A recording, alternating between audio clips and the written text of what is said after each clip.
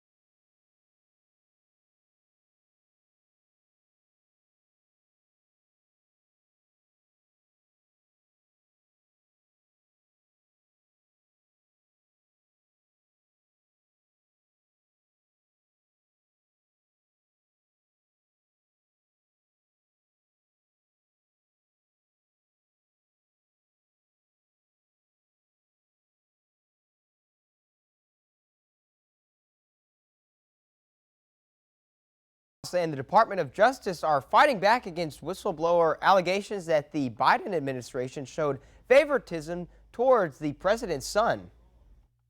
U.S. Attorney General Merrick Garland forcefully denying IRS whistleblower allegations that the Justice Department, FBI, and IRS interfered with the tax evasion probe into Hunter Biden. This constitutes an attack on an institution. Nothing could be further from the truth. Garland pushing back on claims that decisions on this case had been influenced by politics and that Trump-appointed attorney David Weiss, who led the investigation, had been turned down in his request to be named the special counsel. Mr. Weiss never made that request to me. Weiss had, in fact, more authority than a special counsel would have had. The whistleblowers brought forward by congressional Republicans who accused the DOJ of granting preferential treatment to Hunter, the president's son, who agreed to plead guilty to a pair of tax-related misdemeanors and a gun charge to avoid a felony record. I think it's just part of this double standard that everyone talks about back home that they're concerned about. Republicans also released an alleged WhatsApp message showing Hunter pressuring a potential Chinese business partner by invoking his father's connections, in part saying, "I am sitting here with my father and we would like to understand why the commitment made has not been fulfilled." The text allegedly from July 2017, before Biden was president. ABC News has yet to verify that message, but Republicans say it undercuts the president's claim that he never discussed overseas business endeavors with his son. Hunter's attorney insisting any words or actions of his client in the midst of a horrible addiction are solely his own. His lawyer also slamming Republicans, calling their accusations preposterous.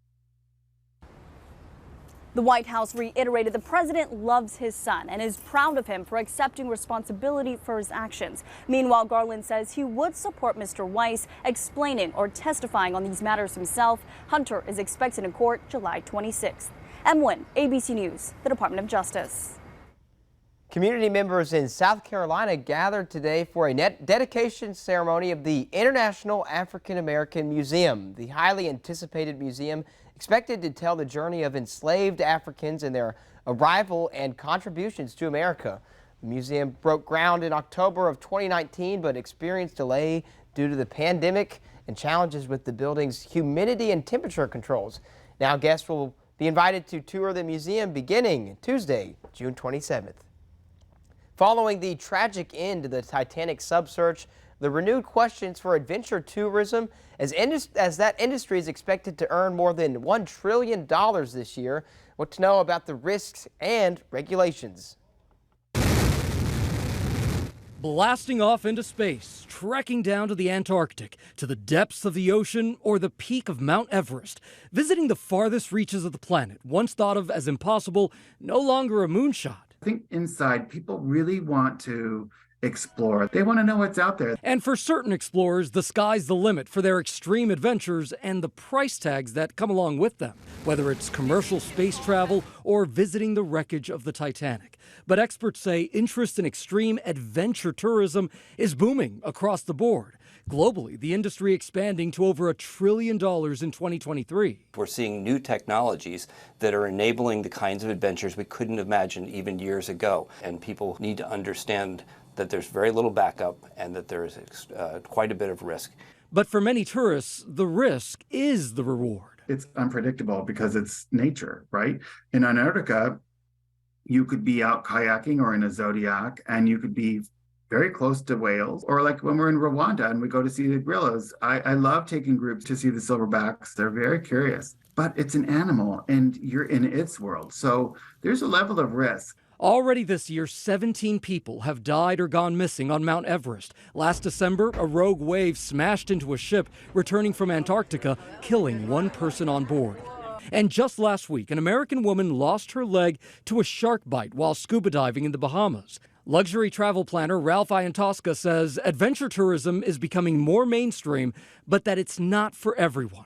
A lot of people want to try something they've never done before. You need to do some soul searching before you do these things.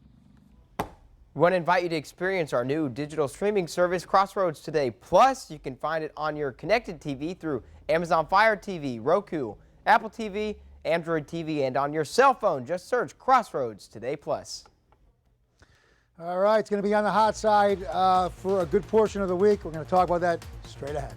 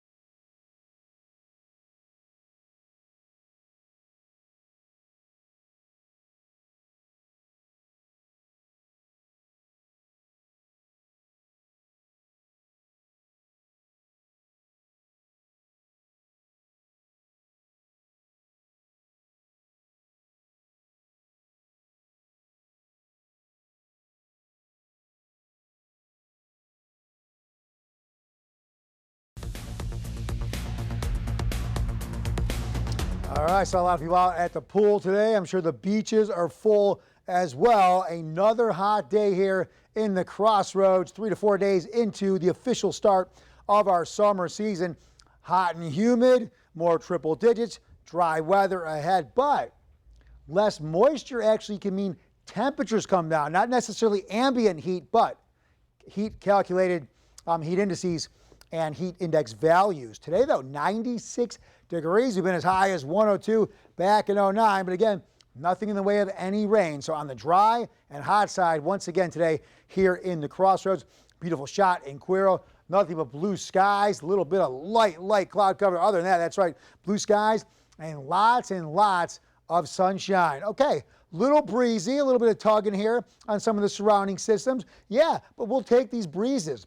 25-mile-per-hour wind gusts when it's as hot as it is. I know I say it all the time, but these days have been stacking up one after another. I'll take the wind, no matter if it's a warm breeze or not, mixing the air up just enough because, hey, it is very much on the hot side, especially if you're standing out there working on construction or whatever you're doing things outside, then, hey, any relief is very much helpful. But heat advisory again until 8 o'clock tonight. For the most part, temperatures staying under 115. Few spots in Kingsville, some areas down in Beeville, getting up to 115 for, brief seconds here and there. It might be 115 for about 20 seconds, goes back down, just inconsistent, but still very much on the hot side here in the Crossroads. Heat index values again between 105 and 115. Here's our dew points. These have come down a little bit dry air moving in from the southwest because we were pretty much 80, 81, 82 throughout a good portion of the viewing area, at least halfway from the coast. Now some of these numbers coming down a little bit, thus allowing for a little relief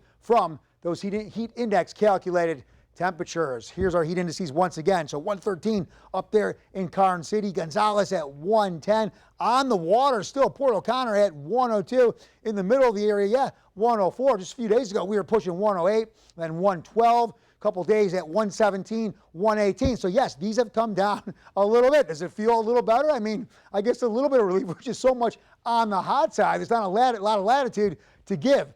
118 down to 109. I guess it is numerically a little bit of some relief. But here we go. 113, 114. By Tuesday, just 112. 107 Wednesday. Thursday, 109. So starting to slowly come down for a good portion of the week. We still have high pressure pretty much blocking and diverting most storms away. Some of these storms want to move in, but more than likely, unless they really overcome these storm caps, we're going to stay on the dry side for a good portion of the week. And again, with this drier air for the most part pushing in, that'll take our temperatures down. All right, here's our marine forecast. Here's what we're looking at. 86 for that water. Seas occasionally at 5 feet.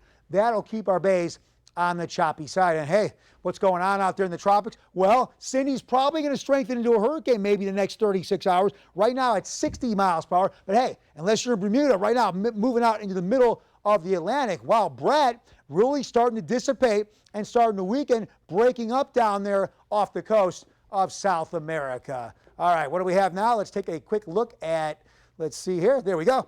80s this evening overnight, only dropping down to 79. So if you're out there today, 80 degrees, with those dew point numbers still pretty much on the high side, even though they're coming down out of the 80s. Tomorrow, potentially around 100. Heat index value just around 114 degrees. And looking ahead to the rest of the week, as I said, low-level moisture, not going to be as bad. Some dry air pushing in. Some of those heat index temperatures coming down later in the week, 109, 111. For more weather, news, and sports, you can go to our app. That's at crossroadstoday.com. That is free with any Android and iPhone. And now we go to Sports with Zach. Thank you, Howard. We've got some early preseason rankings for some local teams. I'll have that coming up in sports.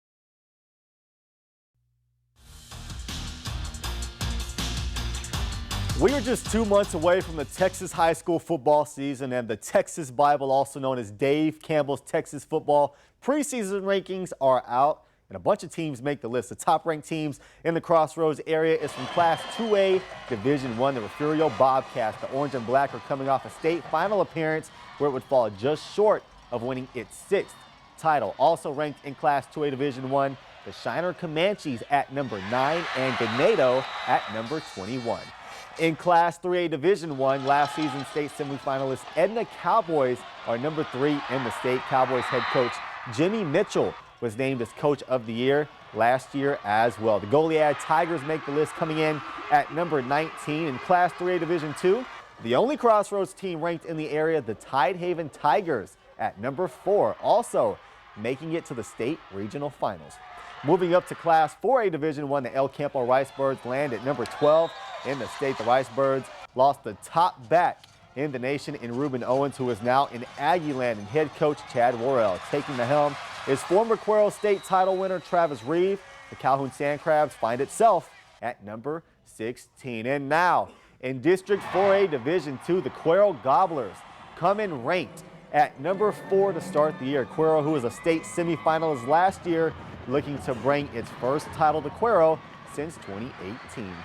Well, the Astros went into Dodger Stadium last night, had only 3 hits, 2 of them back-to-back solo shots. First, Dubon to cut the lead in half and get Houston on the board, followed by Kyle Tucker. That would even the score at 2 apiece. The Dodgers would get the lead right back, and that time for good. Final score, LA 3, Houston 2. And the Astros lose ground on the Texas Rangers, who beat the Yankees last night, but just going final about 30 minutes ago. The Yankees actually shut out the Rangers today, winning 1-0. The Yankees still without star Aaron Judge. He injured a ligament in his toe in early June. He says he's targeting an August return. The Victoria Generals have lost their last 2 games, both against the Bombers. Well, tonight they get the Baton Rouge Rougarou for game 2 of their 3-game road trip, trying to get back in the win column. And Spurs Nation fired up about first overall pick Victor Wembanyama. The 7'3" center is considered a generational talent. Seems like a match made in heaven with Coach Popovich, who has a lot of experience with international stars. San Antonio hasn't been great since the departure of Kawhi Leonard, but his arrival giving them a lot of hope. That's your sports. Adam, back to you. All right. Thanks, Zach. Keep it here. Today is a sweet day indeed. That's because it's National Pralines Day.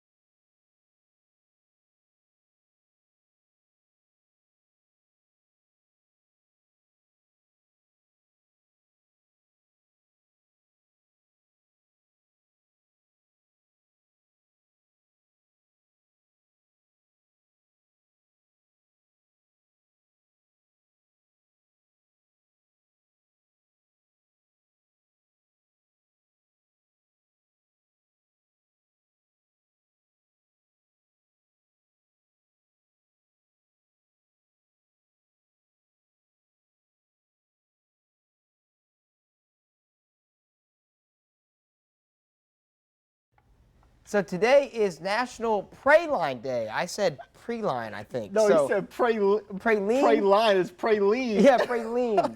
So they said the opinion to pronounce it's divided. Some say praline, others say praline. But these are made from nuts. They can be ground or whole pieces in sugar syrup.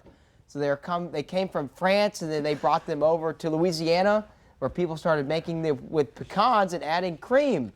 You can celebrate these by baking your own pralines or buying them at a confectionery. Those are good. The meteorologist Scott Pitney, when he comes in from Houston and he goes to Buc-ee's. Oh, is that what those are? Yeah, he brings okay. sugar covered or something covered. Those look good. And there's a Buc-ee's, I think, in Port Lavaca. So is there?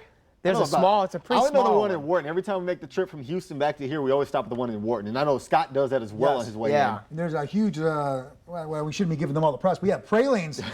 They look good. They look good. Maybe you'll get some after the break. Some pralines? Some pralines. All is good. I think you can eat them in this type of heat, but they might get a little mushy or whatever if you got the chocolate covered ones or the sugar covered ones or whatever they're going. They're very good though. But yeah, look at this, still 110 plus in some spots. Looking ahead this evening in the 80s. Overnight they'll only drop it down to right around 80 degrees. All right, thank you for joining us. We hope to see you back here tonight for 25 News Now at 10. We'll get some pralines. Yep, pralines.